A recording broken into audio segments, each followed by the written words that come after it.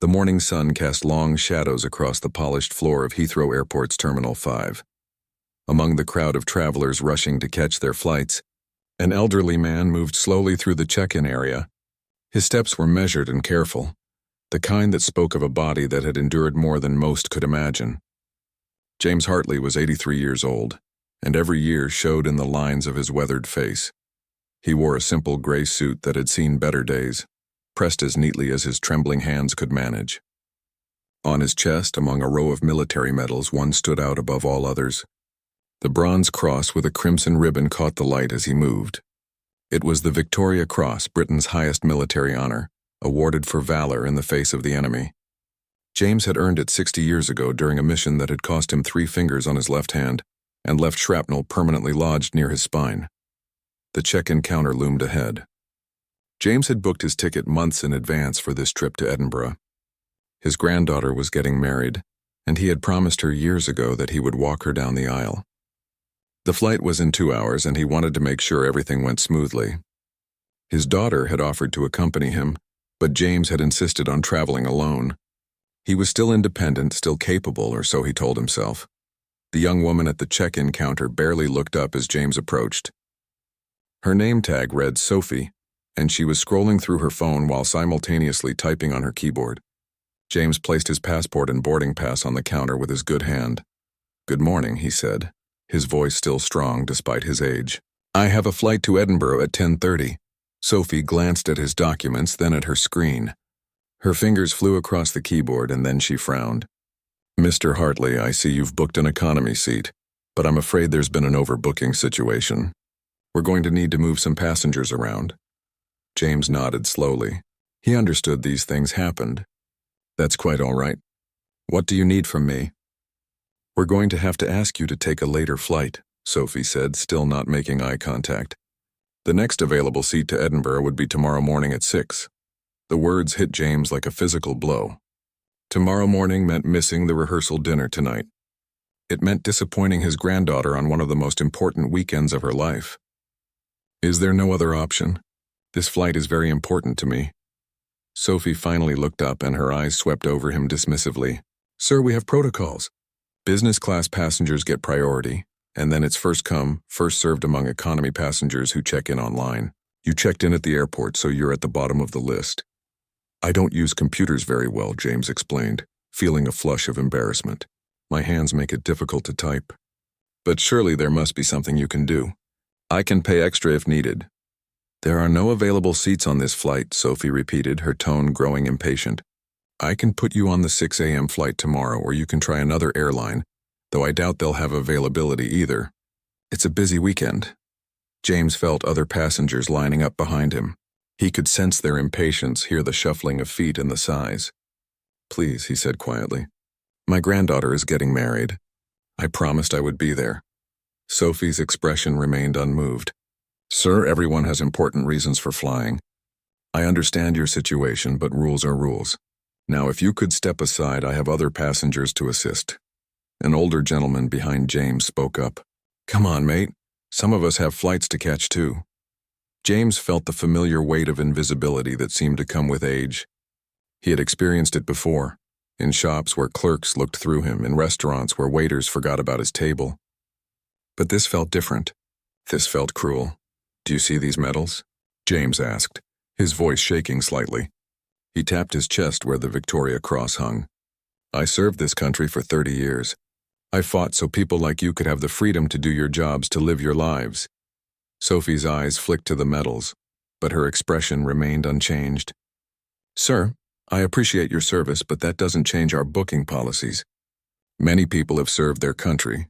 I really need you to step aside now." The words stung more than James wanted to admit.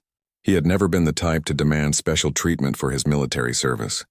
He had always believed that he did his duty because it was right, not because he expected rewards. But in this moment, feeling dismissed and devalued, something inside him cracked. "I'm not asking for special treatment," James said, his voice rising slightly. "I'm asking for basic human decency. I'm asking you to see me as a person, not just a problem to be managed." A security guard had noticed the commotion and started walking toward the counter. Sophie waved him over.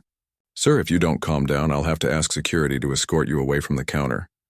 James looked at the approaching security guard, then back at Sophie. He felt tired suddenly, more tired than he could remember feeling in years. The fight went out of him. "Fine," he said quietly. "I'll take the morning flight." As Sophie processed the change, James stepped to the side, his hand shaking as he held onto the counter for support. He felt foolish for getting emotional, foolish for thinking his service would matter to a stranger checking boxes on a computer screen. The other passengers moved forward, and James became just another obstacle moved out of the way. He found a seat near the window, away from the crowds, and sat down heavily. His back ached where the shrapnel pressed against his spine, and his missing fingers throbbed with phantom pain. He pulled out his phone with difficulty and dialed his granddaughter's number. When she answered, her voice bright with excitement, James had to swallow hard before he could speak.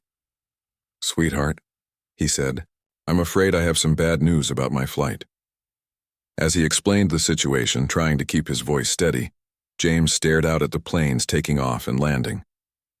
He wondered when exactly he had become invisible, and whether the Victoria Cross on his chest had become just another piece of metal that no longer meant anything to anyone. Little did James know that his morning was about to take a turn that would change everything. Sometimes the universe has a way of correcting injustices, and sometimes it does so in the most unexpected ways. After hanging up with his granddaughter, James sat in silence for several minutes. The terminal buzzed with activity around him, but he felt strangely detached from it all. Young couples hurried past with their rolling luggage. Business travelers tapped away at laptops. Families corralled excited children. Everyone had somewhere to be, someone waiting for them. James reached into his jacket pocket and pulled out a worn photograph. It showed a young man in military uniform, barely 20 years old, standing with his unit somewhere in the jungles of Malaysia. The young man was smiling, his whole life ahead of him. James barely recognized himself in that photograph anymore. That young soldier had no idea what the next 60 years would bring. He thought about the night he earned the Victoria Cross. It was 1963, and his unit had been ambushed during the Indonesian confrontation. 3 of his men were pinned down by enemy fire, wounded and unable to move. James had charged the enemy position alone, drawing their fire while providing cover for a rescue team. He took 2 bullets in the process, lost 3 fingers when a grenade exploded near his hand, and spent 6 months in a military hospital recovering. The medal ceremony had been grand. Generals had shaken his hand. Newspapers had run his photograph. His mother had cried with pride. But James had always felt conflicted about the honor. The 3 men he saved that night went home to their families, and that was reward enough. The medal was just metal and ribbon. Now sitting in the airport terminal, the medal felt heavier than ever, not because of what it represented, but because of how little it seemed to matter anymore. He was just an old man taking up space, an inconvenience to be shuffled aside. James checked his watch. The flight he was supposed to be on would board in 45 minutes. He could see the gate from where he sat, could watch the passengers begin to gather. Somewhere in that crowd was the person who got his seat, probably someone who checked in online, someone more technologically capable, someone younger. He was pulled from his thoughts by a commotion near the check-in area. A small crowd had gathered, and James could hear raised voices. Curious despite himself, he stood slowly and made his way closer to see what was happening. A middle-aged woman was arguing with Sophie at the check-in counter. "I don't care about your policies," the woman was saying, her voice sharp. "I paid for a business class ticket, and I expect a business class seat. This is absolutely unacceptable." Sophie's face was flushed, and James could see her struggling to maintain her professional composure. "Ma'am, as I've explained, there was a mechanical issue with the business class cabin. We're offering you a full refund plus compensation, but the only available seats on this flight are in economy." "Do you know who I am?" the woman demanded. "I'm Sarah Pemberton. I'm a senior executive at Pemberton Industries. I could buy this entire airline if I wanted to." James winced at the display. He had seen this type of entitlement before. People who believed their wealth or position made them more valuable than others. It was everything he had fought against during his service. The idea that some lives mattered more than others. Sophie was clearly at the end of her patience. "Ma'am, I understand you're upset, but threatening the airline won't change the situation. If you'd like to file a formal complaint, I can provide you with the necessary forms.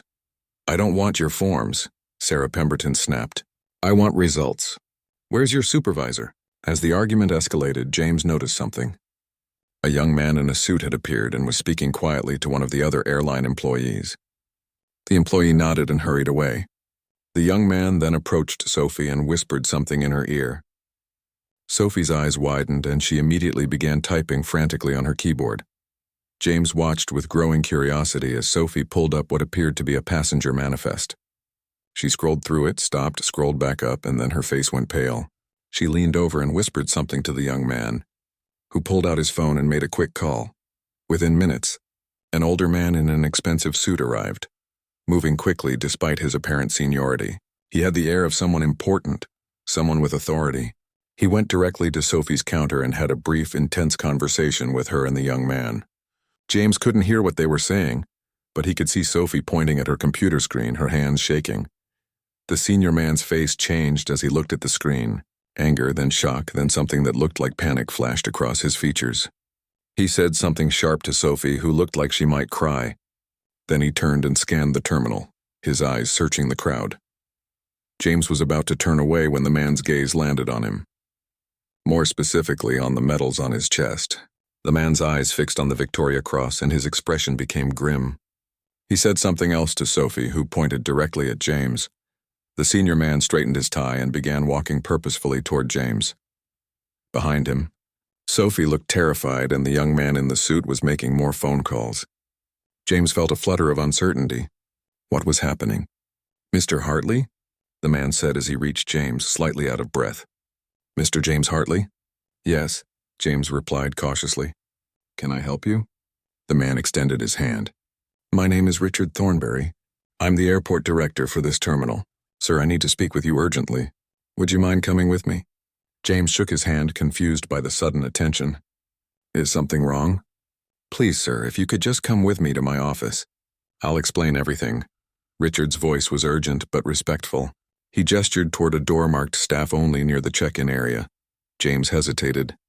The last thing he wanted was more bureaucracy, more explanations of why rules were rules and policies were policies.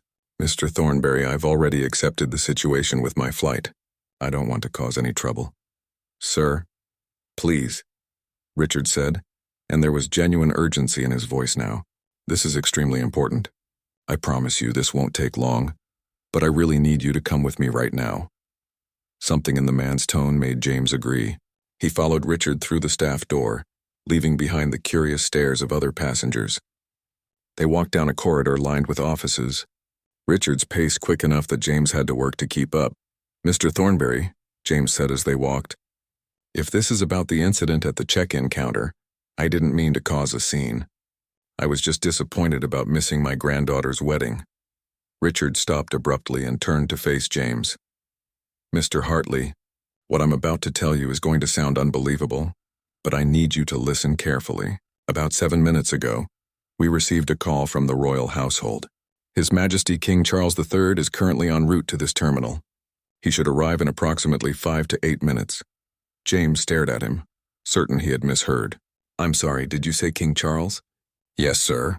His Majesty was already in the area for a private engagement when he received word about your situation. He's coming here specifically to see you. James felt as though the ground had shifted beneath his feet. That's not possible. Why would the king come to see me? Richard took a deep breath. Mr. Hartley, someone in this terminal witnessed your interaction with our check-in agent. They recorded part of it on their phone and posted it on social media. It's already been viewed over 2 million times. The royal family monitors social media for matters involving military veterans, and when they saw a Victoria Cross recipient being treated so dismissively, they took immediate action. James felt his legs go weak. Richard quickly guided him to a nearby chair. I don't understand, James said. I'm just an old soldier. This kind of attention isn't necessary. Mr. Hartley, Richard said gently, you are a holder of the Victoria Cross. You represent the very best of British courage and sacrifice. The way you were treated today was unacceptable, and His Majesty wants to make that clear. As the reality of the situation began to sink in, James felt a mixture of emotions he couldn't quite name. Vindication, certainly, but also embarrassment at the attention, and worry about what would happen to Sophie, who was just a young woman doing her job as she understood it. What about the airline employee? James asked. Sophie at the check-in counter. She was just following her training. Richard's expression hardened. That's something we'll need to address. But right now, Mr. Hartley, I need you to prepare yourself. The King of England is about to walk through that door to meet you. The office Richard led James to was spacious and professionally decorated, with a large window overlooking the tarmac. James could see planes taxiing and taking off in the distance. Richard guided him to a comfortable chair and then began making rapid phone calls, his voice low and urgent. James sat in a daze, trying to process what was happening. The king was coming to see him. It seemed impossible, like something from a dream. He looked down at his worn suit, at his trembling hands with their missing fingers, and felt completely unprepared for a royal visit. Mr. Hartley, Richard said, ending his latest call, I need to brief you quickly on protocol. When His Majesty arrives, you should stand if you're able to. Address him as Your Majesty on first reference and Sir thereafter. There's no need to bow if it's difficult for you physically. His Majesty is very understanding about such matters. James nodded, his mouth dry. I met Prince Charles once, he said quietly. It was at a military commemoration about 15 years ago. He was very kind, asked about my service. His Majesty has always had great respect for military veterans, Richard said, particularly Victoria Cross recipients. There are only a handful of living recipients, and each one holds a special place in British history. Through the window, James saw a motorcade pulling up to a private entrance below. Several black vehicles with tinted windows, flanked by police motorcycles. His heart began to race. This was really happening. Richard saw the motorcade too and straightened his tie nervously. He's here, he said. Mr. Hartley, I want you to know that what happened to you today was completely unacceptable. The airline takes full responsibility, and we will be making significant changes to our policies and training. Before James could respond, there was a knock at the door. Richard opened it, and several security personnel entered, followed by two men in suits who James assumed were royal aides. They swept the room with practiced efficiency, checked the windows, and then one of them spoke into his radio. All clear, he said quietly. A moment later, King Charles III entered the office. He was dressed in a tailored suit, looking every bit the monarch, yet there was warmth in his eyes as they immediately found James. Richard bowed deeply, but the king's attention was focused entirely on the elderly veteran struggling to rise from his chair. Please, Mr. Hartley, don't strain yourself, the king said, moving quickly toward him. His voice was exactly as James remembered it, cultured but genuine. I'm the one who should be showing deference to you. Your Majesty, James managed, his voice hoarse with emotion. He had finally gotten to his feet, standing as straight as his old back would allow. King Charles extended his hand, and when James took it, the king covered their joined hands with his other one, holding the handshake for a long moment. Mr. Hartley, it is an honor to see you again, though I deeply regret the circumstances that brought me here today. I'm afraid there's been a misunderstanding, sir, James said. I don't want to cause any trouble. The young woman at the counter was just doing her job. The king's expression became serious. Mr. Hartley, may I speak frankly? Of course, sir. You carry the Victoria Cross on your chest? Do you know how many have been awarded since it was instituted in 1856? James knew the answer. Approximately 1,358, sir. Correct. And do you know how many living recipients there are today? James shook his head. He had lost track over the years as old comrades passed away one by one. 7, the king said quietly. There are 7 Victoria Cross recipients still with us. 7 men who represent the pinnacle of courage and self-sacrifice. You are one of those 7, Mr. Hartley. Your actions saved lives. You charged into enemy fire when any reasonable person would have sought cover. You gave pieces of yourself literally, so that others might live. James felt tears pricking at his eyes. I was just doing my duty, sir. And today you were just trying to attend your granddaughter's wedding, the king continued. You asked for nothing special, just a seat on an airplane you had rightfully paid for. Instead, you were dismissed, your service disregarded, your basic human dignity ignored. That is not the Britain I wish to represent, Mr. Hartley. That is not the nation you fought to protect. The room was silent except for the muted sounds of the airport filtering through the walls. James found himself unable to speak, overwhelmed by the king's words. "Your Majesty," Richard Thornberry interjected carefully, "if I may, we have already begun implementing changes. All Victoria Cross recipients will be added to a priority list in our system. They will never face such treatment again at any of our facilities." "That's a start," the king acknowledged, "but it misses the larger point. This isn't just about Victoria Cross recipients. It's about how we treat our elderly, our veterans, all people who may need a bit more consideration and kindness. Mr. Hartley shouldn't need a medal on his chest to be treated with basic respect and dignity." James thought about all the elderly people he knew, his friends from the veterans' home, people who struggled with technology and modern systems but received no special consideration. "Your Majesty is right," he said quietly. "There are many who face these same challenges every day. Most of them have no medals, no one to speak for them." The king nodded approvingly. "Precisely. Which is why I intend to make this a national conversation. Mr. Hartley, would you be willing to help me with that? To speak about your experience, to be a voice for those who often go unheard?" James was taken aback. "Me, sir? I'm just a soldier. I'm not a public speaker." "You're a holder of the Victoria Cross," the king said firmly. "Your voice carries weight. People will listen. And more importantly, you have the moral authority to speak truth to power. You've earned that right through your service and sacrifice." James considered this. He had spent most of his life avoiding the spotlight, uncomfortable with attention and accolades.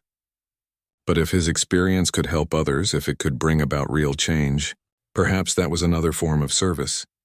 "If you think it would help, sir, then I'll do what I can," James said finally.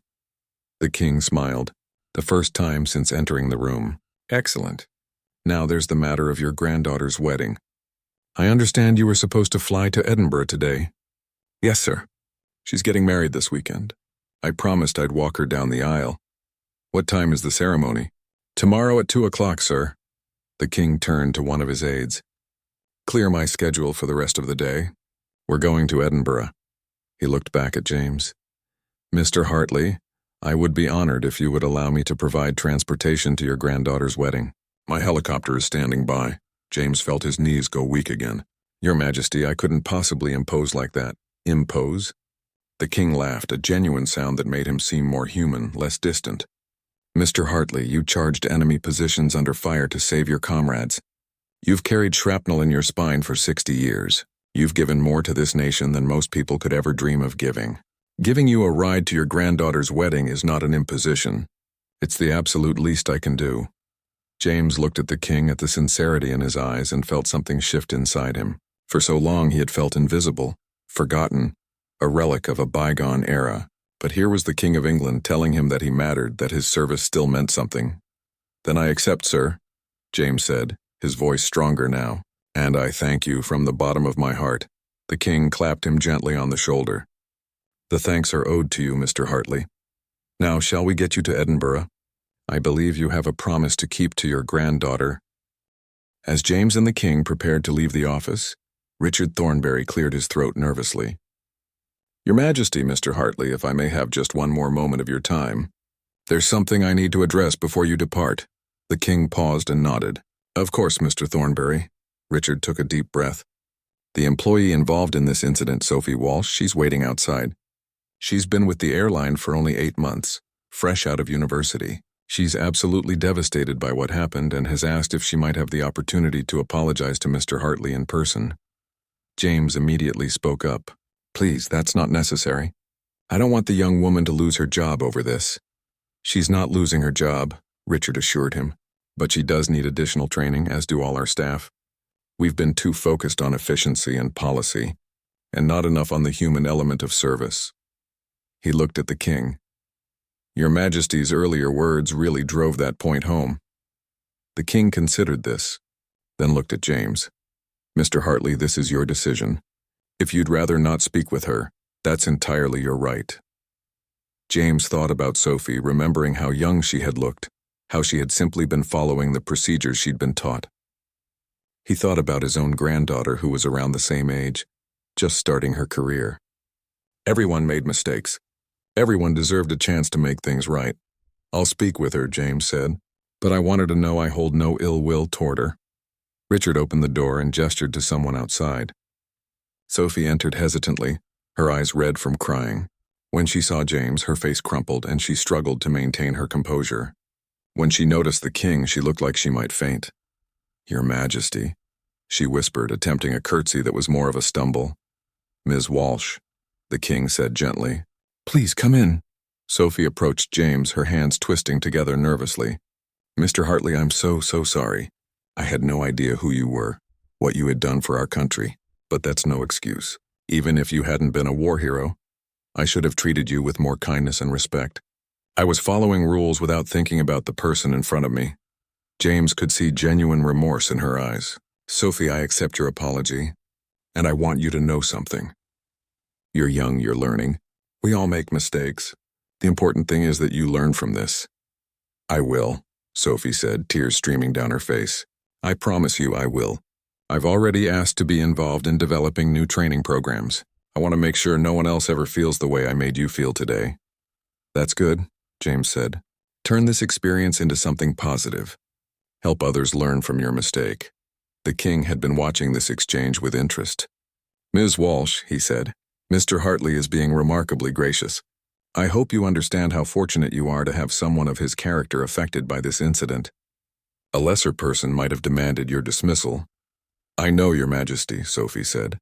"I know how lucky I am that Mr. Hartley is so kind." "Use that luck wisely," the king advised. "Make real changes. And remember that every person who comes to that counter has a story, a reason for traveling, people waiting for them. They all deserve to be seen as human beings, not just problems to be processed." "I will, sir. I promise." After Sophie left, James felt emotionally drained but also lighter somehow. Forgiveness, he had learned over the years, was as much for the person giving it as for the person receiving it. Holding on to anger and resentment only poisoned your own heart. The king's security team led them through a private corridor to avoid the crowds in the terminal. As they walked, one of the aides explained that the video of James's interaction with Sophie had now been viewed over 5 million times. Major news organizations were requesting interviews. The story had struck a chord with people around the world. "I don't understand why people care so much," James said as they descended in a private elevator. "Things like this happen every day to elderly people." "Exactly," the king replied. "People care because they recognize the truth in your experience. They've watched their own parents or grandparents struggle with modern systems. They've felt invisible themselves. Your story is their story, Mr. Hartley.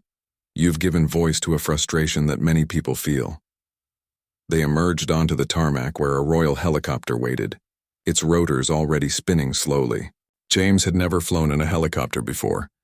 He felt a flutter of nervous excitement as the king helped him up the steps into the aircraft.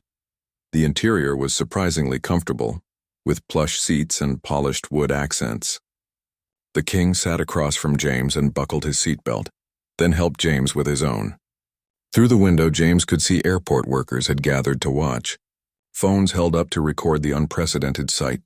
As the helicopter lifted off, James felt his stomach drop momentarily, but then they were rising smoothly above the terminal. London spread out below them, a vast tapestry of buildings and streets, parks and rivers. James had lived near this city his entire life but had never seen it from this perspective. "Remarkable, isn't it?" the king said, following James's gaze. "It's easy to forget how extraordinary this city is when you're stuck in traffic or rushing through the underground. But from up here you can see the bigger picture." James nodded, understanding the metaphor. Sometimes you needed distance to see things clearly, to understand your place in the larger story. They flew north, leaving London behind. The countryside unfolded beneath them, fields and forests, small towns and winding roads. The king pointed out various landmarks, and they talked about James's service, his years in Malaysia and other postings. "Around the world, you saved 3 men that night," the king said after James had described the action that earned him the Victoria Cross. "Do you ever wonder what became of them?" "I know what became of them," James said with a small smile. "We stayed in touch over the years. Robert died in 2003 cancer. William is in Australia now, has 7 grandchildren. And Thomas, he became a teacher, influenced hundreds of students over his career. He sends me a Christmas card every year, always writes the same thing: 'Thank you for my life.' The king was quiet for a moment. And yet today you were told your service didn't matter, that it didn't change the rules. Sophie didn't understand what the medal meant, James said. Most people don't, and that's okay. The Victoria Cross isn't about getting special treatment. It's about a moment in time when I did what needed to be done. I don't expect the world to stop and salute every time I walk past. Perhaps not, the king said. But the world should remember. It should honor. Not with empty gestures, but with genuine respect and care for those who gave so much. They flew on, and James found himself relaxing into the journey. The king was easy to talk to, genuinely interested in James's life and experiences. They discussed everything from military history to gardening, from the challenges of aging to the joys of grandchildren. As they approached Edinburgh, the pilot pointed out the castle in the distance, perched dramatically on its rocky outcrop above the city. The helicopter began its descent toward a private landing area. "Mr. Hartley," the king said as they prepared to land, "I want you to know that this doesn't end here. I meant what I said about making this a national conversation. My office will be in touch about opportunities for you to speak publicly about these issues if you're willing." "I'm willing," James said. "If my experience can help others, then it's worth the discomfort of public attention." The helicopter touched down smoothly in a private area near the city center. As the rotor slowed, James looked out at Edinburgh, the city where his granddaughter would be married tomorrow. He had made it. Against all odds, despite the morning's setbacks, he was here. "Thank you, Your Majesty," James said, his voice thick with emotion. "Not just for the ride, but for everything. For remembering that old soldiers matter. For standing up for those who often can't stand up for themselves." The king smiled. "Thank you, Mr. Hartley, for your service then, and for your service now. Enjoy your granddaughter's wedding. You've earned this moment of joy." James checked into a small hotel near Edinburgh's Royal Mile, courtesy of the king's office who had made the arrangements during the flight. The room was comfortable and quiet, overlooking the historic street below. He called his daughter to let her know he had arrived safely, though he didn't mention how he had gotten there. That story could wait. His granddaughter Emma called minutes later. "Grandpa!" Mom said, "You made it. I was so worried when you called this morning. I'm so glad you're here." "Nothing could keep me away, sweetheart," James said, settling into the chair by the window. "I made a promise and I intend to keep it." "I know you do, Grandpa. You always keep your promises." There was a pause, and then Emma's voice became curious. "Grandpa, there's something weird happening. My phone keeps showing me this video that's going viral. It's at an airport, and there's this elderly man with medals, and people are saying he's a war hero who got treated badly by an airline. The man in the video looks exactly like you." James closed his eyes. He had hoped to have at least one quiet evening before the story caught up with him. "Emma, that is me. It's a long story, but yes, I had a bit of trouble at the airport this morning." "Grandpa, this video has millions of views. People are so angry about how you were treated." "Wait, is this why you called saying you'd missed the rehearsal dinner? Did they really kick you off your flight?" "They didn't kick me off exactly," James explained. "There was an overbooking situation. But it all worked out in the end. I'm here, aren't I? But how did you get here if they canceled your flight?" Emma was confused now. "And Grandpa, some of the comments on the video are saying that King Charles himself got involved." "That can't be true, can it?" James hesitated. "Actually, love, that part is true. His Majesty was very kind. He gave me a ride in his helicopter."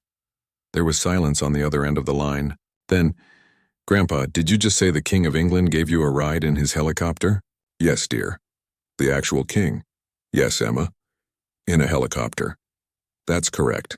Another pause. Then Emma started laughing, a sound of pure delight and disbelief. "Grandpa, you're trending on social media and you flew here with the king. This is the most insane thing I've ever heard. Mom is going to lose her mind." "Please don't tell anyone yet," James said. "I'd like to keep some privacy for your wedding. Let's focus on you and David, not on your old grandfather's adventures." "Grandpa, I love you so much," Emma said, her voice warm, "and I'm sorry you had such a hard morning. But I'm glad His Majesty stepped in. You deserve to be treated with respect. You're a hero." "I'm just a man who did his job a long time ago," James said, "but I appreciate the sentiment. Now tell me about the final preparations. Is everything ready for tomorrow?" They talked for another 20 minutes about the wedding plans, the flowers, the cake, the guests.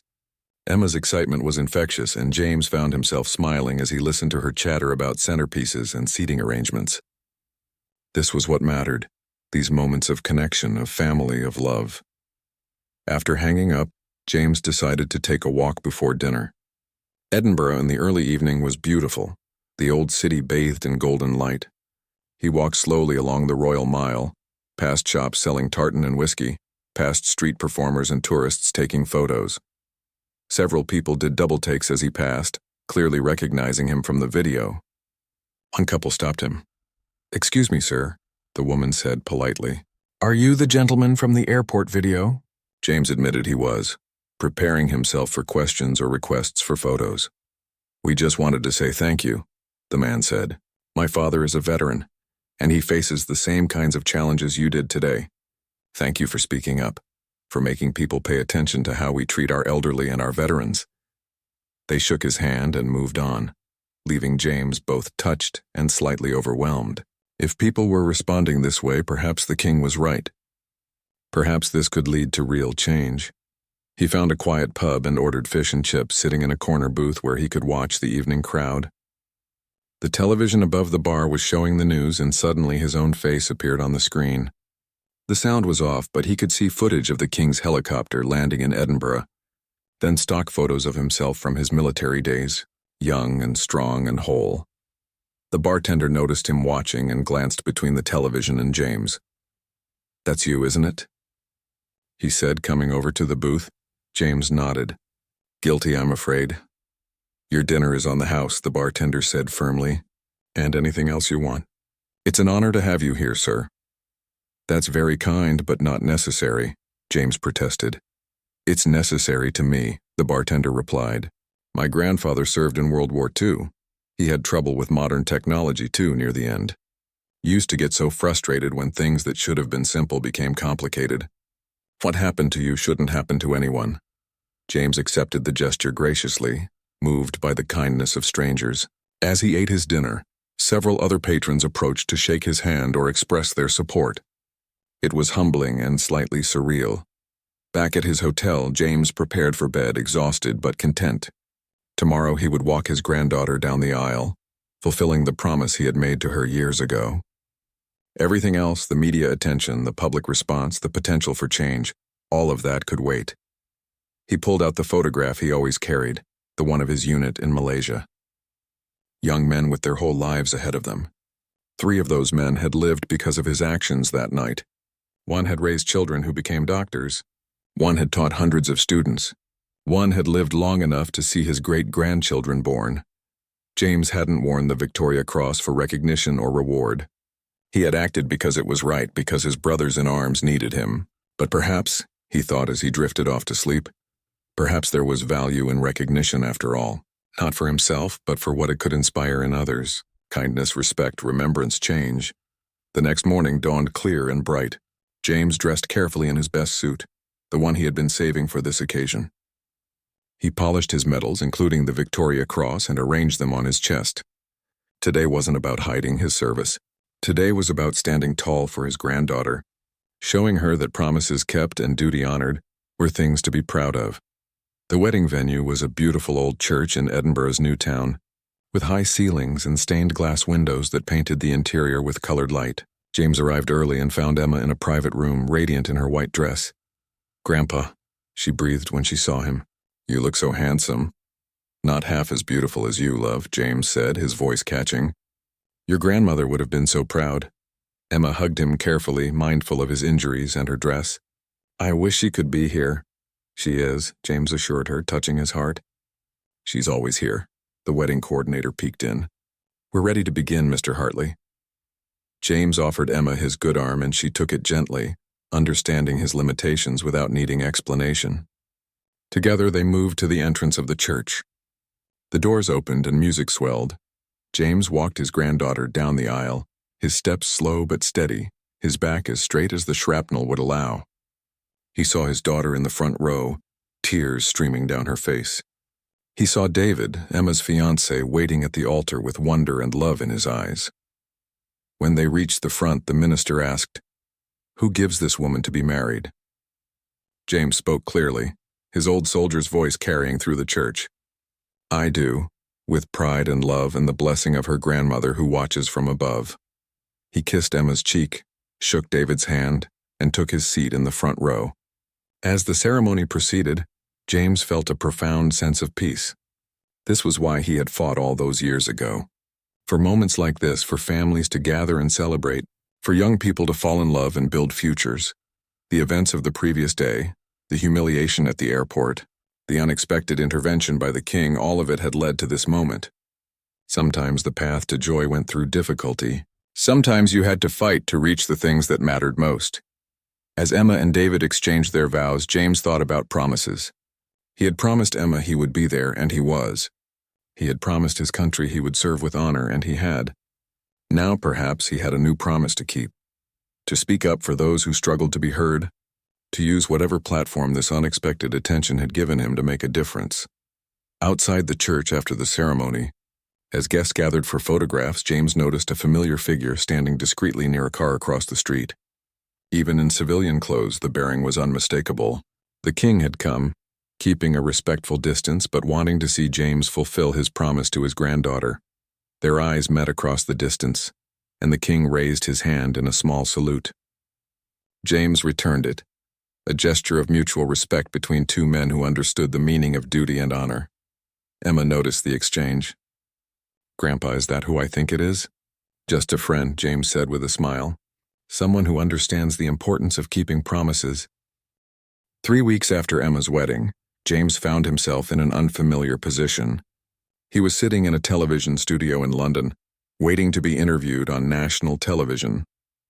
The makeup artist had just finished with him, and a production assistant was clipping a small microphone to his lapel.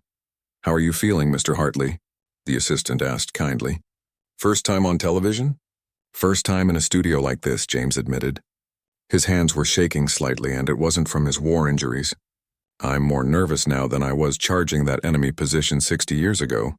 The assistant laughed. "You'll do great. Just be yourself. That's what people want to see." The past 3 weeks had been a whirlwind. The video of his airport encounter had been viewed over 20 million times. News organizations from around the world had contacted him. The airline had issued a public apology and announced sweeping changes to their policies and training. A fund had been established to help elderly veterans with travel expenses. But more than that, James's story had sparked a nationwide conversation about how society treated its elderly citizens and veterans. Parliament had held hearings. Businesses had reviewed their customer service protocols. Schools had invited James to speak to students about service and sacrifice. The king had been true to his word, using his platform to amplify James's message. Together they had launched an initiative called the Dignity Project, aimed at improving services and support for elderly citizens across the country. Now James was about to appear on the nation's most watched evening news program to discuss the changes that had come about. He thought it was all rather excessive, but his daughter had convinced him that his voice mattered, that people needed to hear his story. "Mr. Hartley, we're ready for you," a producer said, gesturing toward the studio floor. James stood and followed her onto the set, where the interviewer, a well-known journalist named Catherine Mills, greeted him warmly. "Mr. Hartley, thank you so much for coming," she said, shaking his hand carefully. "I know this isn't your natural environment." "That's putting it mildly," James said with a nervous smile. "But I'm here because I believe the message is important." They took their seats, and after a brief countdown, they were live. "Good evening," Catherine began, looking into the camera. "Tonight we're joined by a man whose story has touched millions of hearts around the world.